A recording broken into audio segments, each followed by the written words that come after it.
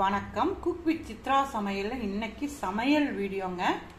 நான் hotel style அரைச்சி வச்ச சாம்பார், டிஃபன் சாம்பார் வச்சுருக்கிறேங்க. நான் இது இட்லி, தோசைக்குங்க, சாப்பாட்டுக்கு எல்லாத்துக்குமே இந்த சாம்பார் வந்து ரொம்ப அருமையாக இருக்குங்க. நல்லா ஃப்ளேவராக இருக்குங்க. நம்ம உடனே மசாலா அரைச்சி வைக்கிறது. வாங்க எப்படி செஞ்சுருக்குன்னு வீடியோக்குள்ளே போய் பார்க்கலாங்களா. நான் ஒரு கப் வந்து துவரம்பருப்பு எடுத்துருக்குறேங்க. நான் துவரம்பருப்பு நல்லா கழுவி வச்சாச்சுங்க. இப்போ இது கூடவேங்க நான் 2 தக்காளிங்க, நல்லா ஒரு பெருவெங்காயங்க, மஞ்சத்தூள் 1/2 டீஸ்பூனுங்க, இதுக்கு தேவையான சால்ட்டுங்க போட்டுட்டுங்க நல்லா மிக்ஸ் பண்ணி விட்டுட்டு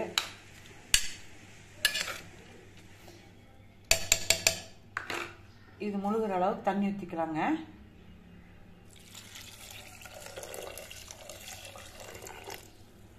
இப்போ இதை நாம் வேக வச்சு எடுத்துகிட்டு வந்துடுறோங்க. 1 டீஸ்பூன் வந்து கடலைப்பருப்புங்க, 1 டீஸ்பூன் வந்து உளுத்தம்பருப்புங்க, 2 ஸ்பூன் வந்து நான் தனியாங்க, ஒரு 8 மிளகாய்ங்க, ஒரு 1/2 கப் தேங்காய்ங்க. நம்ம இதையெல்லாம் வந்து வறுத்துக்கலாங்க. இப்போ ஒரு அடுப்பில் ஒரு வடைச்சட்டி வச்சுங்க.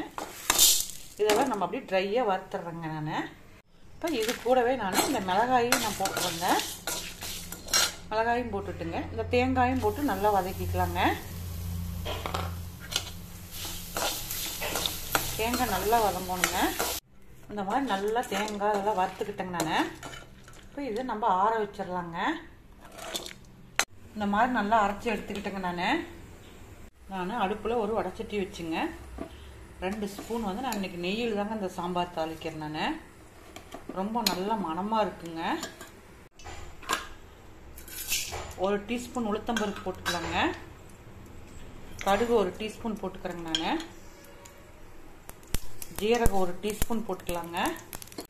இப்போ கடுகு இதெல்லாம் பொரிஞ்சிருச்சுங்க. நான் சின்ன வெங்காயம் ஒரு 50 கிராம் வெங்காயம் போட்டு வதக்கலாங்க.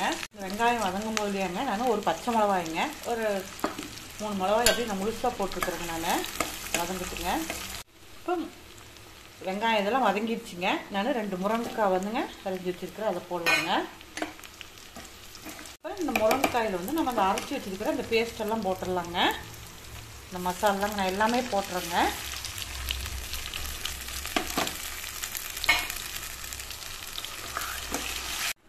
இந்த மிக்ஸி கழுவுன தண்ணியும் நம்ம இதில் ஊற்றிடலாங்க. ஊற்றிட்டுங்க நம்ம அப்படியே கொஞ்சம் நேரம் முருங்கைக்காய் அப்படியே வேகட்டுங்க. இப்போ கொதிச்சிட்டு இருக்கும் போதுங்க நான் ஒரு புளித்தண்ணிங்க கெட்டியாக ஒரு 1/2 கப்புங்க அதையும் நம்ம ஊற்றிங்க கொதிக்கிட்டுங்க. குக்கர் திறந்து பார்க்கலாங்க.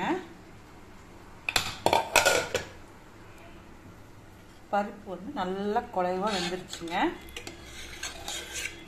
இப்போ நல்லா புளி, முருங்கைக்காய் எல்லாமே நல்லா வெந்துருச்சுங்க, பச்சை வாசம் போயிடுச்சுங்க. இப்போ நம்ம இந்த துவரம்பருப்பு வேக வச்சுருக்கோங்க, அதை ஊற்றிக்கலாங்க சாம்பாருக்கு.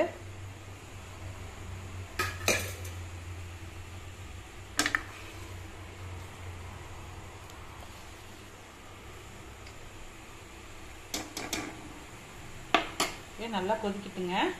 இப்போ நம்ம சாம்பார் நல்லா கொதிச்சிருச்சுங்க. இப்போ நான் ஒரு 1/2 டீஸ்பூன் வந்துங்க நான் வெல்லமுங்க, கொஞ்சமாக பெருங்காயங்க லாஸ்ட்டாக போட்டது இன்னும் நல்லா வாசமாக இருக்குங்க. கொத்தமல்லி தலைங்க. அவ்வளோதாங்க, நம்மளுடைய ஹோட்டல் ஸ்டைல் அரைச்சி வச்ச சாம்பார் ரெடிங்க. இது 10 இட்லி கூட இந்த சாம்பாருக்கு சாப்பிட்லாங்க. அவ்வளோ ஒரு டேஸ்ட்டாக, அவ்வளோ ஒரு மணமாக இருக்குதுங்க இந்த சாம்பாருங்க.